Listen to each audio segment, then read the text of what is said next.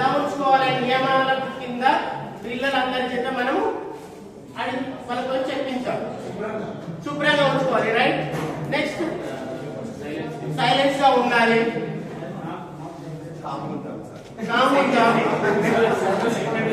పుస్తకాలు ఎక్కడ తీసుకుంటే అక్కడ పెట్టాలి, ఏ పుస్తకాన్ని ఆ పుస్తకమే తీసుకోవాలి, క్రమ పద్ధతిలో కూర్చుంటాం, నిశ్శబ్దాన్ని పాటిస్తాం, పుస్తకాన్ని ఎక్కడ తీసుకుంటే అక్కడనే పుస్తకాన్ని పెడతాం. ఓకే, ఇవన్నీ మనము పాటించుదాం రోజు మన గ్రంథాలయంలో.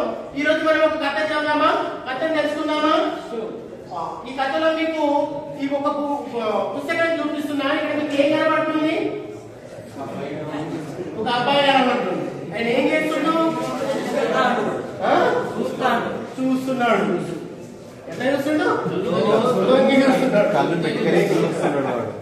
నెక్స్ట్ మొబైల్ చూసిరా? ఇక్కడ ఏమున్నాయి? ఇక్కడ కూడా చీకటే ఉందా? నెక్స్ట్ ఇక్కడ ఏముంది? ఇంకా చీకటి ఉంది. ఆ తర్వాత కళ్ళు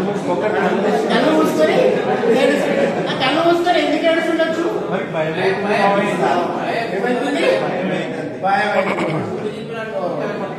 ఇంకా ఇప్పుడు ఇక్కడ ఏమొచ్చింది? వాళ్ళ అమ్మ వచ్చిందా? ఎందుకు వచ్చిందా? భయపడుతుంది కాబట్టి ఇంకా కొత్త స్వెటర్ భయపడుతుందని వేసిందా, చలి పెడుతుందని? నెక్స్ట్ ఇక్కడ ఈ స్టోరీ బొమ్మలు బాగున్నాయి కదా. మరి ఏముందో చూద్దామా మనం? చూద్దాం. కానీ ముందు నేను ఒక పని చెప్తాను.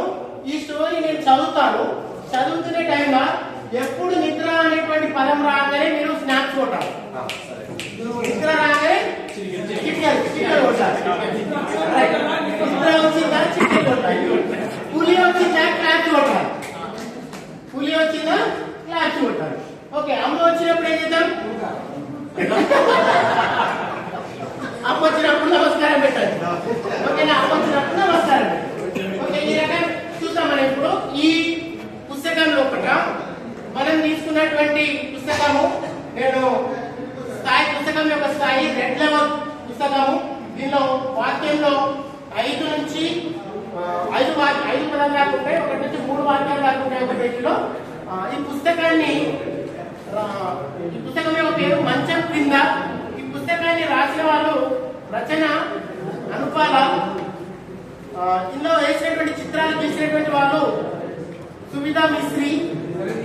అనువాదం ఎవరు చేసినారంటే సుగుణశ్రీ. పుస్తకం గురించి తెలియజేస్తున్నాం. మన పుస్తకం యొక్క ప్రాసెస్ ఉంటుంది. పుస్తకం గురించి కూడా చెప్పాల్సినటువంటి అవసరం ఉంటుంది కాబట్టి చెప్తున్నాము.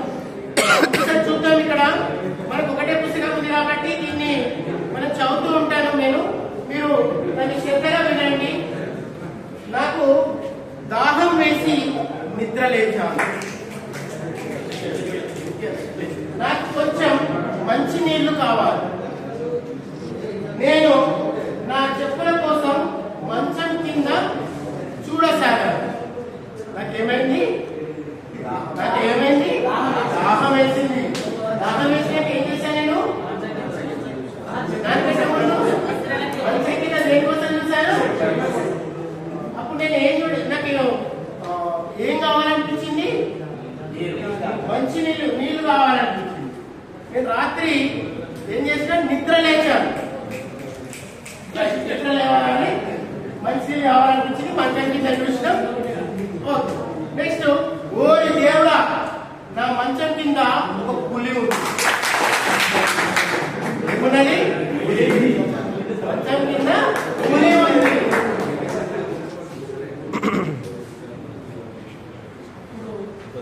ఇప్పుడు నేను ఏం చేయాలి? నేను అమ్మను పిలవనా? అప్పుడు పులి అరిస్తే ఎలాగా? పోనీ. ఇప్పుడు మళ్ళీ నిద్రపోనా? కానీ నాకు ఇప్పుడు నిద్ర రావడం లేదే. అప్పుడే ఎవరో లైట్ వేశారు. అమ్మ తలుపు దగ్గర నిల్చొని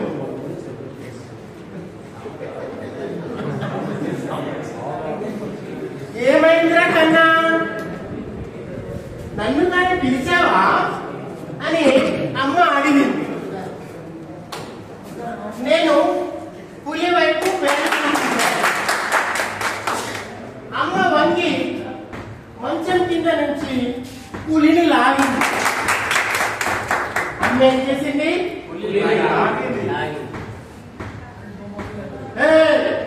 ఇది పులి కాదు, ఇది తలసరిగా ఉన్న నా పసుపు నలుపు రంగుల స్వెటర్.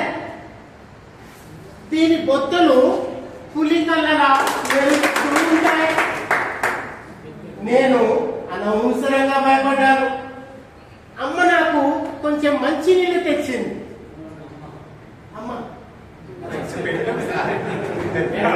ఇప్పుడు నేను హాయిగా నిద్రపోయి అడవిలో ఉండే నిజమైన పులుల గురించి అర్థమైందా పిల్లలు?